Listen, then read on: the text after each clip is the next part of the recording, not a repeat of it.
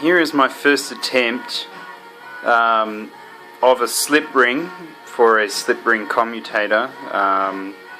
This is a 12mm bar with, I think it's a 6mm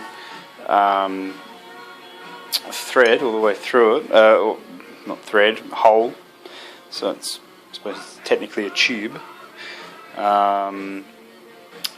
Yeah, so as you can see, it actually looks pretty good. This is just the very first attempt. I haven't actually tested it, but I'm sure it's fine. What I've got is the, obviously, 4 wires threaded all the way through. You can see just at the very top of that there, the orange, and that's where the, oh no, that lines up with that one. It's this one here. So you can see the bit of copper that comes out and is underneath the copper tape. I'll peel it apart to show you what I've done. It's always, I should get a stand or something for this phone, or use an actual camera. So the adhesive on this tape, got this tape off eBay. The adhesive is quite good. Don't really need to worry about that. Don't need to use cyanoacrylate or something like that, super glue. It's a bit hard to see because the wire is made of copper, and obviously so is the copper tape. But obviously just fan that tape out over the copper tape, and then tape over.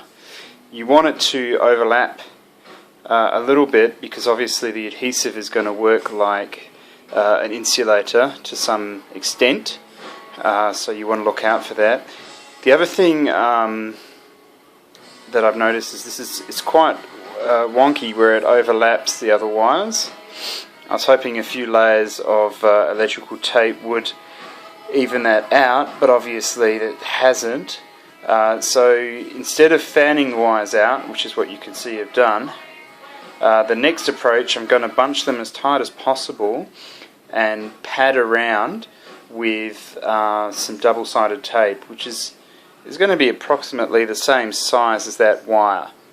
So I should be able to get that almost completely round. The other thing is, I was going to use Clapton tape, but I really don't see the point. I actually think electrical tapes, I've got the Clapton tape somewhere around the place, but I think electrical tape's actually going to suit my purposes quite well. The copper seems to stick to the electrical tape quite nicely, and I think I'm going to use graphite brushes, but I mean, this would work with just a lever arm type brush, which is another approach which may be worth considering. But for the time being, I'm just going to try and make it as round and smooth as possible.